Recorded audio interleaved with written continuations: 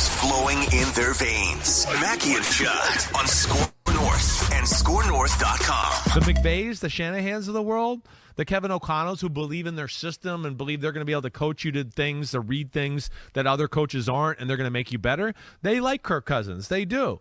You know, Kirk Cousins, yes, he's not the guy that, hey, nobody's open, the pass protection broke down, hey, guys, no worries, jump on my back, I'll carry the team. That's not who he is. He needs some system help. There's no doubt. But if he's in a system with a little talent around him, he can take advantage of just about all that's there to be had. He can. And that's where he's good. You know what? That is a fair assessment and a fair point by Chris Sims right there.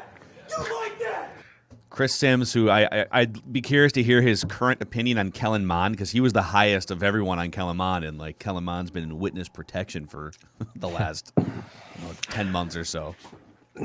It sounds like it might stay that way too. I'm hearing serious, and I think I saw a report yesterday. It might have been from Chris Thomason of the Pioneer Press, and I'm not joking here. Sean Mannion probably coming back. Oh, I saw and that as the well. reasoning behind that, from at least from Thomason's perspective, is that Mannion is kind of an assistant coach for Kirk. That now that they've committed to Kirk and Mannion have a good rapport in the room, and Mannion is kind of an extra set of eyes on things from a player's perspective.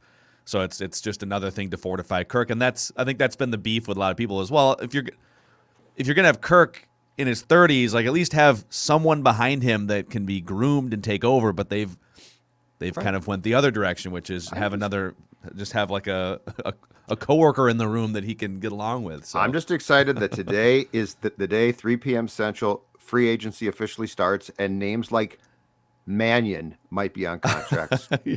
I love how salty you are. Listen, I have now leaned into the Kirk Cousins, the third Kirk Cousins era of Vikings football.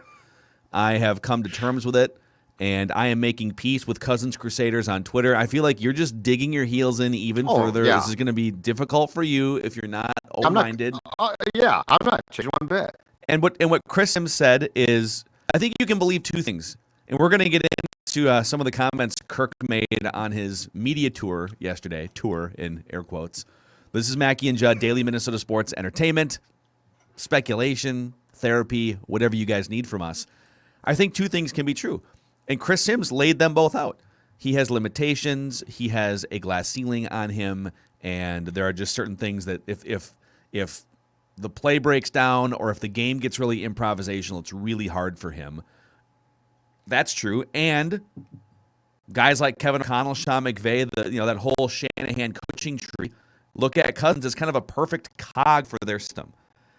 So I don't know. The question is, if he's the perfect cog for the system, to what extent do those deficiencies still come back to haunt you in big moments or in big games or when things get improvisational? And I guess we'll find out. Well, find out in about 9 months. And I'd like to be clear here. I am not digging my heels in on just Kirk. I am digging them in until we see what the Vikings do with their offensive line.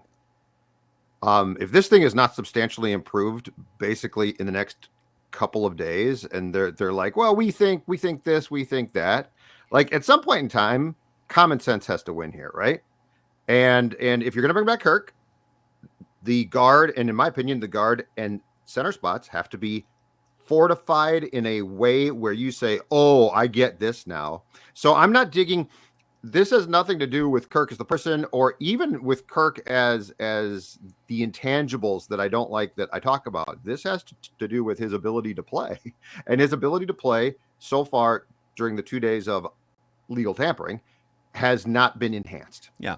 So that's my problem with it. And I think, like if they were to, and at any point here, because obviously we're recording this, a few hours before the official signing period begins, like they could derail any of these discussions by signing J.C. Treader or something as a center. And like, you know what? Go get J.C. Treader as your starting center, and boom, okay, let's get going here. Correct. So, and we'll be all over that stuff. Purple Daily, we've got our regular daily episodes and emergency episodes as needed, so check those out. But let's go through some of the comments that Kirk Cousins made on KFXN FM radio. That is KFXN 100.3 in the Twin Cities on your radio dial. And no, we can't play the clips here because we don't have the rights to do so, but we can read them and react to them. So here's one from, and Chris Thomason from the Pioneer Press did a good job of kind of taking the things that mattered here and isolating them. He was asked about negotiating an extension and working with Kwesi on that. I'm guessing it was more Kwesi working with Kirk's agent, but Kwesi, according to Kirk, was in communication and said it was a positive back and forth over a few days. Kwesi was outstanding, was really strong communicating to me, was upfront. I like this because this is we don't really know exactly how this all went down behind the scenes. We have heard things. It's very collaborative, to say the least, behind the scenes. There's a lot of people's opinions being heard behind the scenes, and people within the Vikings organization were split on what to do with Kirk Cousins. I think all those things are fair to say. And so for Kwesi to come in here as a first-time general manager, hey, congratulations, here's the job. Oh, here's a plate of like 12 huge roster decisions to make and all the tentacles that go into scouting for free agents and the draft and potential trade partners. And so you have to explore all of those things from a quarterback perspective while not burning the bridge to the ground if you do indeed bring him back. So it seems like Kwesi navigated this very delicately and didn't burn the bridge too badly or at all, because Kirk is saying that he was outstanding and was great communicating. I don't know. What are your thoughts on Kirk having a positive opinion of Kwesi, who did give him $70 million guaranteed, so that's helpful. So Kirk's win here, I don't think Kirk cared about the fact that it sounds like behind the scenes, the Vikings and Kwesi especially were having discussions about replacing him. Kirk won the contract game here, and so I think he's just pleased. Again, he goes into Kirk's most important time of year is right now. Like this is where Kirk is focused on. He wins. He just does. Like he has clear cut one. He puts the eye black yes. on. Like I don't know how you can negotiating time. And look, I say that in almost an appreciative way because he certainly is not good enough to justify consistently the paydays, but the paydays continue to come. And this is not one, not two, but three of them.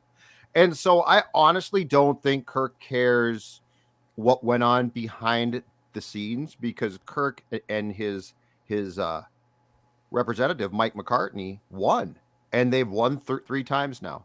And you know what? To that I say this: congratulations! Like you are cleaning up, dude. You are cleaning up. He has made now, when you include the $70 million guarantee for the next 2 years, just under $250 million playing quarterback in the NFL for the last decade or so. And his teams have one playoff victory. So right. Whew. But like if that's you and you go in, Phil, to negotiate your contract and your ask is going to be huge. And so our employer calls a guy or a gal at, let's say, KFXN and engages them and, hey, Phil might leave here, so let's talk. And then you eventually sign for your asking price. My guess is you're going to say, my company's great. Yeah, if I go in with a hardline stance, they might just tell me to buzz off and go do radio in St. Cloud or something. But let's say they didn't, and let's say that actually almost happened one time, like 8 years ago. I'm not gonna lie. That was There's plenty of people that would take your job. All right, you're 100% right. Let me sign on the dotted line. But so anyway, I do think that Kirk plays a magnificent game of negotiation. Mm-hmm. And I don't think it's that important to him that like he was. That he was told the truth because his truth is I won. And he's right. Let's keep going here on these little Kirk quotes and clips here from Kirk Media Day after he signed on the dotted line. went on two entities. Although the Vikings sent out a picture of him like in his little plain T-shirt, big smile on his face. He's kind of like he's like one of those Mark Cuban or Steve Jobs. You're rich, but you still just wear like black T-shirts everywhere and. You're right. Eat Chipotle. All right. Love me some Chipotle if I can. It's great. Had a great experience there a couple nights ago. Oh. All right. And then had a great experience. Yes, I know where you're going. The next morning too, so to speak. Let's just say Chipotle 3, Mackey nothing. Okay. On if he thought he would actually be traded, Kirk said, "Quote: I was very confident that I was going to be a Minnesota Viking. My wife would ask me, 'What do you think?' And I'd just say, this league is crazy. Anything can happen. I've watched it too many times to believe otherwise. But if I'm a betting man, I expect to be back with the Vikings and expect to be back not only for the coming season, but for a long time. I think that's incredibly accurate, incredibly fair. And again, it shows that his best games are played in a suit and tie. I think what he said there is 100% right. I think he knew that the odds were he was not going to be traded, that he'd be back, and that there was a very good chance that he would be back with the contract he was trying to get, right? So yeah, I think in that case, I find zero things to pick apart because I think it's 100% right. Don't you? Yeah, I think. Well, I think he's. I don't think he would tell you the truth if he thought that he was going to the Colts at one point. Do I think there was Do I think there was a good chance that he was on the way to the Colts or the Browns at some point on like Friday, Saturday, or Sunday over the weekend? I do. Okay. And I'm guessing that he was probably told at some point late in the week last week because they had multiple different checkpoints and discussions. It wasn't like they just started talking extension on Sunday for the first time. Like they went back and forth clearly over the last couple weeks and couldn't reach an agreement. And the Vikings, very credibly, just with some of the reports and some of the information we've heard, were in discussions with other teams. So for him to say that, I knew that I was going to be a Viking the whole time, I think is a stretch. I'm fairly certain that he was in the loop on some discussions and was probably having to mentally prepare for that. So I think that's a little bit of a disingenuous response. Interesting, because here's my thought. You think he was in the dark on that stuff? No. I think that he was in a stare down match, and he knew, again, because this is Kirk's time of year to shine, that he was going to win. And I also think that he knew, and this is the most important thing. I mean, he is a Super Bowl winning contract negotiator. It's true. I also think that Kirk knew this. I think that Kirk knew that for the most part, and this is probably the key to why I think his response is genuine, he had the Wilfs on his side. Enough that he was confident. Yeah, I'm trying to parse this too because I've been fishing for more information the last couple of days too. Here's what I think, and this is not ironclad. It's just an educated guess. It's reckless speculation is what it is, and not playing the sounder right there is okay. That's fair. Front to our entire brand. I think the Wilfs were open to moving on from Cousins. I think they were more open to it 2 or 3 months ago after the season was coming to a close. Because I think they just viewed the whole thing as just a rotten, it needed to be reset.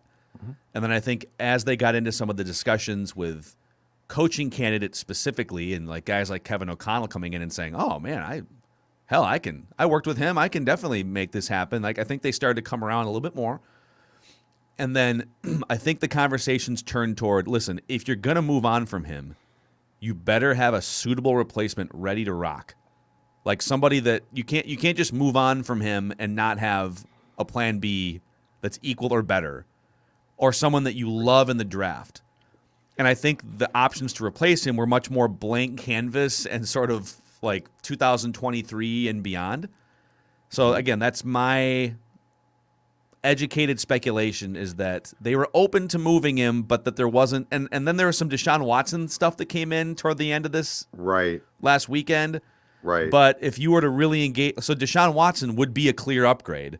Yes. But how far down that path would you want to go? Because they would be sitting here with these other 4 teams having face-to-face meetings while Cousins twists in the wind, like what's happening with Matt Ryan and Baker Mayfield. And then Baker Mayfield sends a weird, sad letter out to the Browns fans and his teammates. And I don't think they wanted to get into that mess, knowing that there wasn't a 100% chance of Deshaun Watson or a clear-cut upgrade. And I think on the Watson thing, I think Kwesi would have wanted to. I think he wanted to meet with Watson, which Carolina is doing. I think there's 3 teams. It's 4 now. Falcons, possibly. Panthers, Saints, Browns. Okay, so I think the Vikings wanted to have that sit down, but there was a report I saw from ESPN yesterday that basically the Texans said you can do it only if you tell us exactly what the trade is. So like, don't spitball. Hey, we might give you this and we might give you, I think it was like 3 first-round picks, Hunter, and the Vikings couldn't stomach that. And I don't know if that was Kwesi that couldn't stomach that or the Wilfs. But on the Watson thing, I just can't believe that the Wilfs could have done that one. Like Yeah. I 22 agree. civil suits on a despicable act, no question about it. And I know that he's not going to be charged, but that doesn't give you a pass, right? Yep. And I think So- all of that factored in, and in the end, it was like, all right, let's see if you can lower the hit and make this work. Yep. By the way, this Watson stuff is so fascinating because he has a full no trade clause, so he gets to decide what happens here. Right. And so the Texans getting offers in, hey, give us your offers, and then we will allow you to meet with Deshaun Watson. Okay, so let's say he goes through and meets with 4 teams and says, yep, it's the Falcons. I want to play for the Falcons. And the Falcons have verbally offered 3 first-round picks. Well, once Deshaun Watson says it's the Falcons or nobody, can't the Falcons then say, let's make it 1 first-round pick? Let's make it no first-round picks. No, I would Let's guess make it a 6th. I would guess that this is an arranged marriage type trade that you are locked in, right? But Watson has the power in the end. Right, but then if the Texans then say, or if the Falcons say no, then Deshaun's option is being stuck. Like it just seems like something would have to be agreed to that would make the trade. Let's make it a 7th. viable. Let's make it 3. Make it up. We're going to give you Matt Ryan. You're going to give us Deshaun and 3 firsts. Yeah, we're going to give you nothing. And you're no. You're going to get Matt Ryan and all of his cap hit. Enjoy it. Bye. See ya. We're dropping him off at the corner. By the way, I threw this poll up. We talked about this on Purple Daily a couple days ago, but I threw this up yesterday, about 15 hours ago. I said, hey, Vikings fans, hypothetically speaking, believe me, this is a hypothetical. If the Browns offered 2 second-round picks and then 1 year of Baker Mayfield, because he's got 1 year left in his contract, you need to swap Baker to make it work for the Browns, for Kirk Cousins, which would also save you $17 million in cap. So you'd be getting 2 second-round picks, $17 million in cap savings, freedom after 2022, and you could test drive Baker or not, whatever, but Right. You get Baker. Right. Would you have done this trade? 5,000 votes, all right? 63% said yes, they would have done the trade. Vikings fans. Yeah. 30% said no, keep Kirk. 7% said only if they toss in Brett Favre. I'm just saying. You love your Brett Favre. You could not help cannot yourself. help the Brett Favre. Yep. So 63, and again, these might be, these are people that follow me, so they're probably all Kirk haters, right? But 63% of people said that they would have, if an offer hypothetically like that was on the table, a couple of second-round picks, and and some cap relief for Kirk Cousins, that 2/3 of the people that voted on this poll would have done the trade. I would have done the trade. We talked about it 100%. yesterday. Absolutely. Yeah. It's 2 second-round picks, and here's the question that we all have to ask. If with Kevin O'Connell as coach, and you know what, he might be great. We have no idea. But do you think that Kirk Cousins can not win a playoff game, not win a division title? Do you think that Kirk Cousins leading this team at his salary, which is still not cheap, it's better, but it's not cheap, can win a Super Bowl? And I think the answer of everybody is probably not a Super Bowl. And that becomes to me the key question here.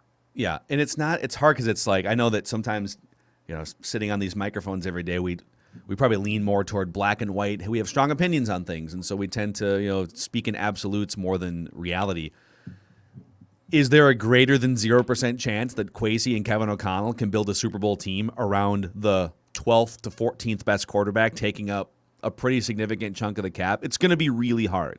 Is it impossible? No. Should the Rams be held up with Matthew Stafford as the apples to apples comparison like so many people are doing? I don't think that's fair either, because I think Stafford is on a different level than Cousins. So it really is going to be up to these next couple of years. And I'm almost 100% sure they're going to draft a quarterback in 2023 now. Mm-hmm. I would be shocked if they did it in the first or second round this year. Mm-hmm. But I think they're going to have to be really, really almost perfect in the draft and free agency if they expect to compete, NFC Championship game and beyond, even with the cap hit being lowered. And this also goes to the big picture question of, well beyond Kirk Cousins, can these guys build and coach a team in a way that is going to be a McVay, I like it's one thing to come from his tree. It's a different thing to be plopped down now and told, "Hey, your quarterback might be good. He's not great. Yeah. Can you win? Can you construct this team correctly?" We do have no clue. Mm-hmm. Like they seem like smart guys, but it's a big difference between they seem like smart guys and they just built a team that can win a Super Bowl. Yeah, go get J.C. Treader. That's all. I'm just going to keep hammering that. By the way, if you feel He's like like my watching, age. he's your age. He's like my age. He's He's really like 31, isn't he? He feels like he's really old, man. You look a little younger, though. We'll talk about that on Purple Daily later. If watching Vikings football has been bad for your health, there's good news. Mayo Clinic Men's Health is seeking new patients. Well, not seeking. They're open for new patients, I should say. They're open not, for business. Desperately seeking new They patients. want to help but, you. Yeah. They're seeing new patients in Rochester and now in Minneapolis, and they see men of all ages for anything and everything men's health related. Request an appointment at menshealth.mayoclinic.org. That's menshealth.mayoclinic.org. All right, the Kirk Cousins media tour continues here. He was asked if he hears the criticism of him. Quote, "The fans are fans of the Minnesota Vikings, and they don't want to see us go 500. He added, there will be detractors when the Vikings fall short, and he expects the detractors to be vocal if they fall short. You know what? I like this answer. Reject 500 football. His teams are exactly 500. If I think it's 59, 59-2. And I like that he acknowledges and is okay with fans being upset if the Vikings finish 500. Like this tells me that he doesn't feel comfortable with 500. He hasn't found a way necessarily to fix the problem and to rise up in certain situations. He did a better job of that last year, but overall throughout his career. But yeah, reject 500 football needs to be a new motto on Mackey and Judd and Purple Daily. Yeah, except in this case, and Kirk had an answer too. He was asked about the fact that he has essentially not gotten over the proverbial hump yet, and talked about, yeah, I get that, and the goal is to be playing, I believe his words were, meaningful football games in January, and it all sounds so good and it's perfect. But it also comes from a guy who just won at the most important time of year for Kirk. So here's my thing with Kirk. I want you now to channel your energy in the boardroom with a pen in hand to a football in hand. I want the passion that you display in you and your agent hammering out a contract to be the passion that you display on the field. I want you to leave everything, forget about your money for a second, forget about all of that, and put all of that into winning football games, because Kirk is the master. He's good at it. He's the master of, that quote's not too bad right there. Like, oh yeah, Kirk gets this. But it's, in my opinion, a reflection of the fact that Kirk just won the most important game in Kirk's life.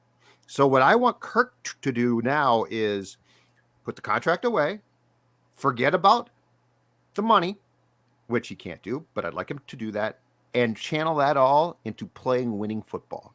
I want to see him channel it into recruiting free agents too, right? Like, cool. Think about the work that Tom Brady does. Like, who's the dude that's been all over Twitter the last couple of days, just like trying to recruit free agents? I can't remember who, but I haven't seen that. And maybe he's doing some of this, but like, go send a text message to, Andrew Norwell, who's out there. He's a left guard. You know what? I love for that. Jacksonville, right? Like, go send a text to J.C. Treader. Let's get the band together, man.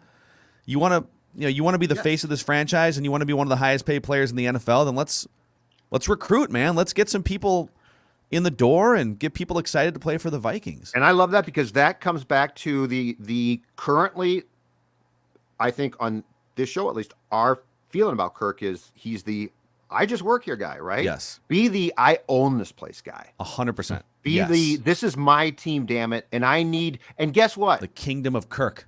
Exactly. And privately, guess what? Garrett Bradbury ain't cutting it. You like that? Like privately. You like that? J.C. Treader, Garrett Bradbury ain't cutting publicly. it. Tweet it. I want to win. Tweet it. Trash Garrett Bradbury on Twitter. Can't tweet it. Do it publicly, you coward. Run his Twitter account. You like that? You mentioned one of the other part of this quote on how he will be measured. Quote, I think winning football games and being able to say that there was meaningful success in January and February is really how a quarterback will be measured in the big picture.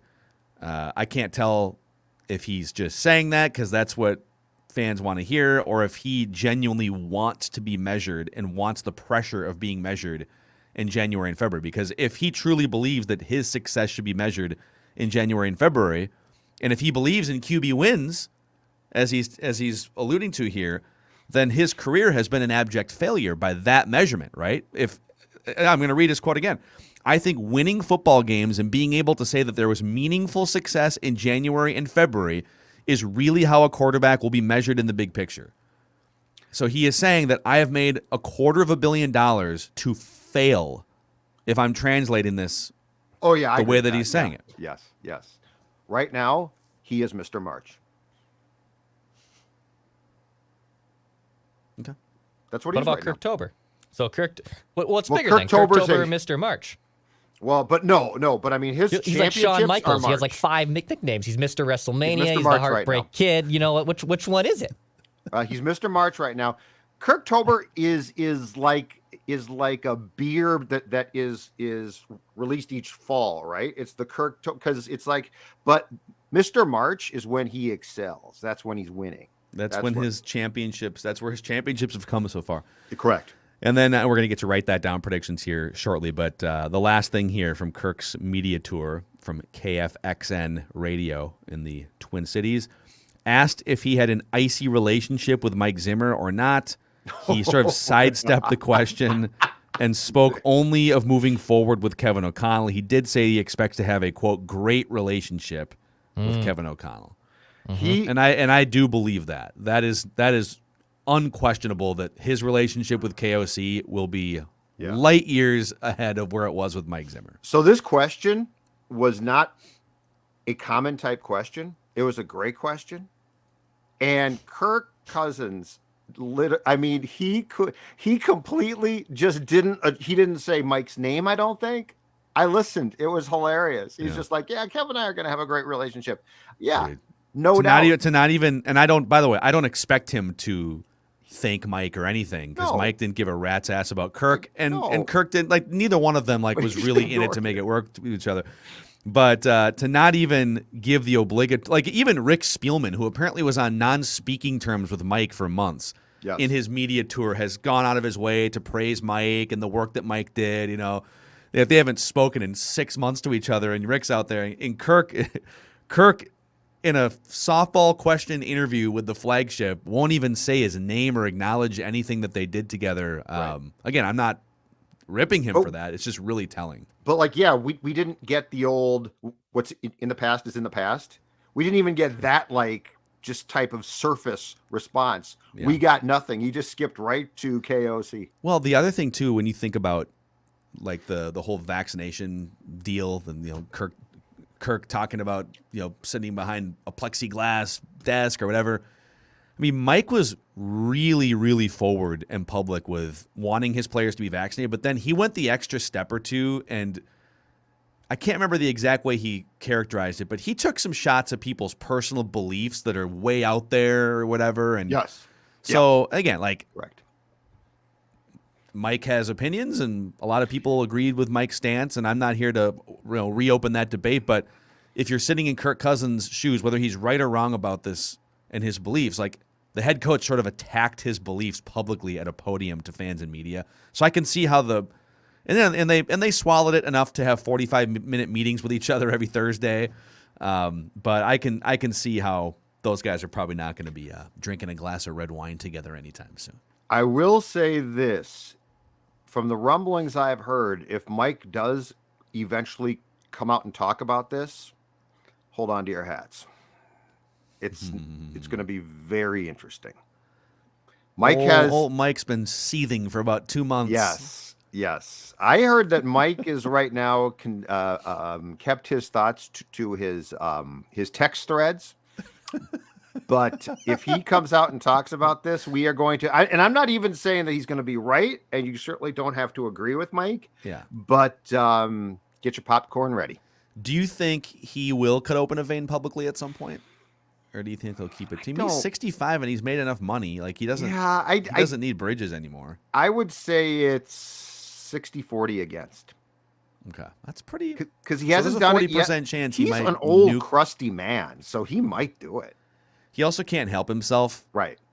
Like he might not go full nuke, but if someone gets to him, he'll probably be unable to resist. If to a some extent. if somebody he considers a friend gets him on a show at the right time, I don't think he can help himself. God, go on McAfee. He Well, needs that's to go not. on Yeah, McAfee. like if it started to roll from Mike, Blast. like I don't think Mike would really stop himself once it started. Hell, we'd have him on here if he wants to come on here. Neither one of us is like friends with Mike Zimmer, but Well, we don't like own a racehorse with him or anything. But we'd be happy to have him on the show. Cut open a vein. This is a safe space to cut open a vein, Mike. Okay. How about if we had Mike and Kirk on to hash it out? Oh man, dude, we should surprise one of them. Let's book Mike and then book Kirk separately, and then put them on at the same time, and then just leave and see what happens. I think Kirk is. Dex, let's go. Let's book this. Okay, Yeah, I'll make this happen. I think Kirk is very careful about how he chooses who he talks to these days. Don't you? Yeah, I think you're probably right.